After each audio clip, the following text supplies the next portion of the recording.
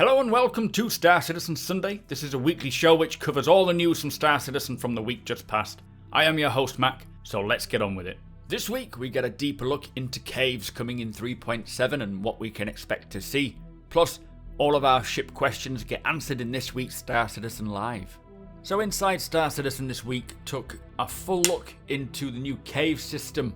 They have finished all the cave assets and all the building blocks are now in, and they are able to generate full cave systems. It's the same tech as the truck stop as they mentioned a while ago. They also use the outpost placement tool for distributing the caves. There will be harvestables scattered within the caves as well. This is all procedurally done. They've also managed to get an increased level of fidelity on the geology assets, so the rocks will look a bit sharper and a bit more of a step up than what we already have. There is a plan to add more variety to the rock elements by adding things like roots to break up the cold sort of rocky surface, which does look kind of cool, so you'll see full root systems going through the caves at some point. In some caves we will find man-made items like abandoned camps, just telling a story of the previous inhabitants or maybe miners, even dead NPCs. And eventually they will have active NPCs going about their business, maybe even offering missions to players. But they also wanted to help players navigate through the caves, so they added visual cues like lichen growing on rocks, which give kind of a directional clue as to where you should go. Not sure if I like that. I do like the idea of getting lost and having to figure it out yourself rather than a hand-holding method, but we'll see how it plays. Now version 1, we will only see foot entrances. We will also see charted and uncharted caves, plus, he says, a secret variant, which I don't know what that could be, but they do need to make sure that players can easily traverse through the caves, so you'll be using mantling and crawling. Once they put the caves together, they tend to create pathways, and then they can instantly jump into the game to ensure that the players can navigate through, so it's a very clever system. They also, as they're building them, consider the possibility of FPS combat and mining, so it all plays a part in it.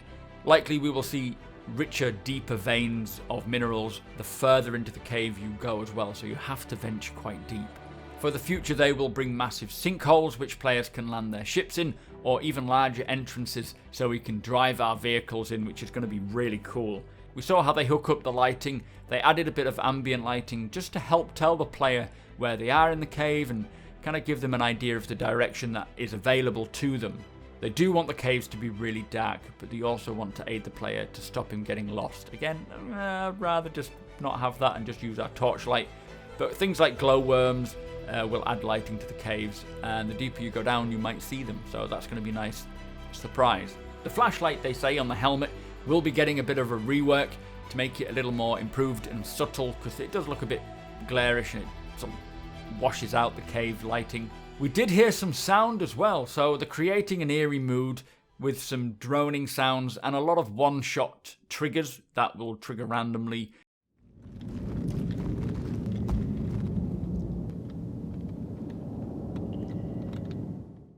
So if you go deeper, you may hear water dripping or rocks falling. I do like this. I'm hoping that the sort of eerie droning sounds isn't going to get too annoying if you spend a long time down there. But they also created some reverb sounds for when firing weapons. It sounds like they all need to be created individually, which he did say he wants to add a little more variation to the sounds of weapon fire. Hopefully we can hear things travelling through the caves. That would be very cool. But Jared did say that for next week, we will look into FPS mining and other 3.7 features, so I'm very much looking forward to next Thursday's Inside Star Citizen. This Thursday's looking at caves, also super excited. Anyway, that was it. Let's move on to Star Citizen Live. So this week's Star Citizen Live was answering all of our questions regarding the ships and ships in general. First question being, are there plans to balance fuel usage and range for capital ships like the 890 Jump? And they said that the current fuel usage of the 890 Jump is a bug. This will be fixed for 3.7. Also, rest stops will allow larger ships to refuel going forward. You won't have to come in and out of atmosphere to do so. There's still a lot of balancing to go though. Next question is to do with ship-to-ship docking, and when this comes in, will it include the Caterpillar and the Constellation and Merlin docking? Now they say that the Constellation and Merlin it will allow to dock and undock. For the Caterpillar though, it is not the same thing, as it is not two ships docking, it is one ship splitting into two. So it's a different mechanic which still needs to be figured out, but they did say they will figure it out. Are there plans to allow pilots to get up from their seats without deactivating the ship's propulsion? And they say yes, this is also a bug. It will be fixed. It is a server bug apparently. No timescale as to when though. Someone asked, will the 890 jump get 2 more point defense turrets? And they say that there's no plans to add more turrets, but the current turrets will eventually be able to become point defense once they get this computer AI blade component in. So basically they are automated or remote turrets, so they're pretty cool in that way. There are no plans to increase the gun size on the 890 jump as someone was asking, but they will keep an eye on how well each ship performs, and they can adjust things if needed, potentially adding a quad mount gun on the turret instead of just 2 guns, but that isn't confirmed. Someone wanted to know how the new IFCS assist differs from the hover mode, and Dave Coulson says that this proximity assist is replacing the hover mode. It's not an adjustment, it's a replacement. He says it will definitely get closer to the goal that they want. Obviously, they've tried hover mode and found it wasn't suitable, so very useful having this live environment where we can test things, see if it works, rather than it going to launch and then realizing it doesn't work. VTOLs are now on a toggle, and without them the ships will struggle to hover. Proximity assist is more of a subtle system that will allow the ship to control better and smoother when closer to the ground or objects. They will scale down the thruster strength in atmosphere as well, which will mean that ships with VTOL will need VTOLs to stay afloat. This will basically stop ships looking unrealistic in atmosphere. Someone asked about interdictors, saying that these kind of ships don't seem suited to that role, and John Crew was saying that they're really more interceptors and they need to change the name of this rather than interdictors. The idea is that they are better in a straight line, very fast acceleration, so getting from A to B really fast and doing damage first. Basically just being more effective at higher speeds. Someone asked about Drake ships and again what this whole armoured thing means. And they say that they are armoured and tough but weaker than other ships in a similar class. The Buccaneer, for example, has its main engine on its wings, so it's very vulnerable in that way. The Cutlass, though, is a beast and it's a very popular and tough ship. The reason for using Drake over other ships is just generally because they are cheaper to maintain, they're often a lot lighter and more manoeuvrable, and they do have other advantages. But the Drake Cutlass is definitely one of those ships that doesn't seem weak in any way, so when they start adding armour, we'll see how this does affect the ship. Now, someone was interested in the AR cockpit on the Vanguard Sentinel and how will it work. They say it's not coming with release in 3.7 with the AR cockpit, nor are the decoy missiles or E-War pod. They do need to know how this is likely going to work before they really begin building the art assets for them. Once the mechanics are in, then they can adjust the cockpit and everything else. It does have an EMP generator like the Warlock for release, and all the loadout is distortion at the moment, but it will change. Someone was asking regarding the physical ship components, when are we going to be able to pick them up and move them around? Now, they say they are doing some work on spawning the items in ships rather than just having a texture. What you see in the Retaliator, for example, are not actual components, they are just a texture to look like components. After that, they need to hook them up to the ship's controls, then they need to put the physical items in their place. Then they will look at subcomponents and being able to maybe target them by penetrating ship hulls. This will all then allow them to be able to put a physical component in that can be picked up and moved around. Next question was to do with the cargo pods on certain ships, like on the Hornet or the Prospector, the saddlebags. When are they going to get working? Now, they said it's slightly similar tech to the Caterpillar, being able to detach items, but also personal inventories will really help. So when we get personal inventories, maybe they can start tackling them then, and we will be able to use them. Are there any plans to add VIP passenger missions? Now that we have the 890 Jump, we have the 600i and the Phoenix, and they say yes, there are. This will be the main method for earning money with the luxury ships, so there's definitely plans. And I think there might be a mission coming along soon, which they did say the 890 Jump will have an FPS mission. I wonder if this will involve VIP passenger transporting. We will see. Someone was asking about the auto gimbals. They're not very effective. Are there any changes planned? And they say yes, the auto gimbals will be cleaned up and be more intuitive, but not for 3.7. Starter ships in 3.7 though will have the option to buy a size 1 gimbal mount that will allow them to put on a size 1 gun, which obviously goes against what the gimbal mounts do, but it's only specific to the size 1, just to give more options for starter ships.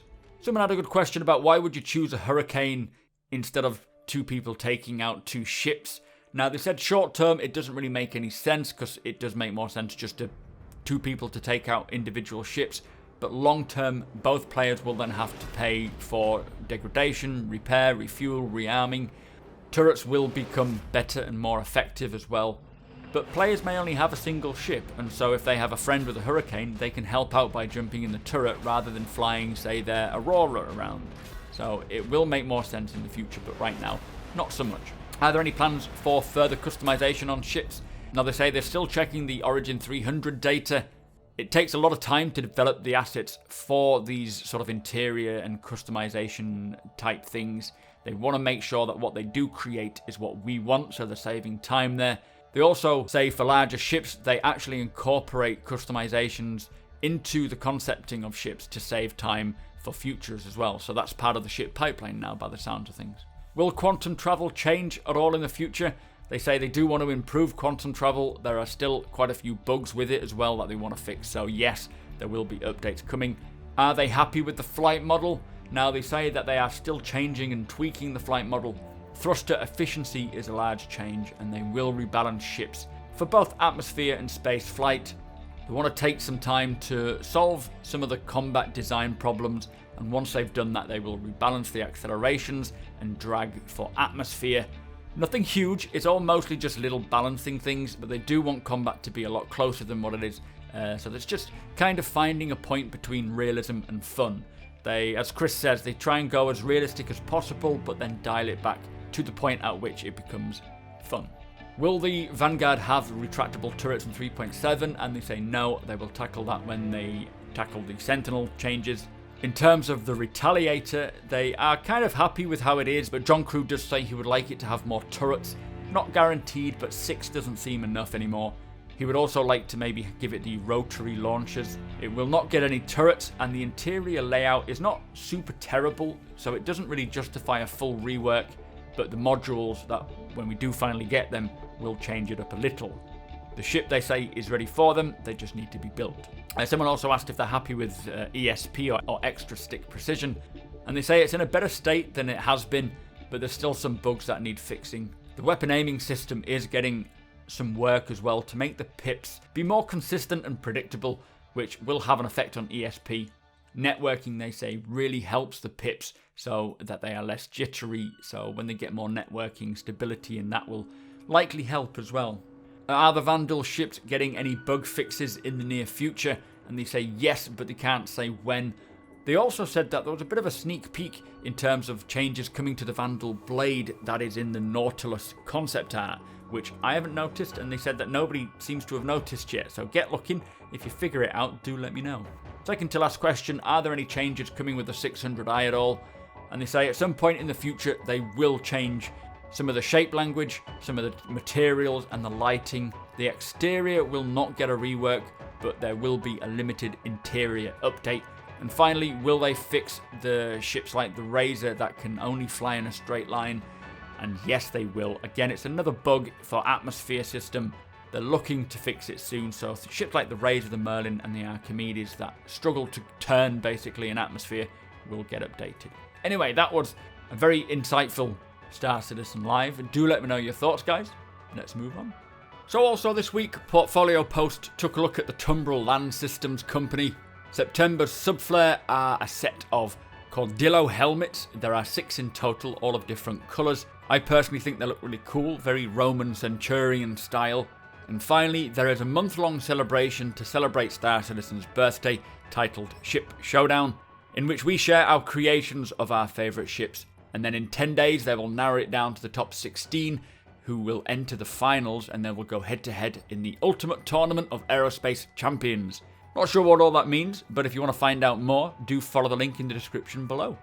So that brings us to the end of the show. Thank you so much for watching. Be sure to hit that subscribe button so you don't miss a video. Hit that thumbs up if you enjoyed it, and share the video with all your friends. If you like what I do and want to help me make it better, follow the link below to my Patreon page to learn more.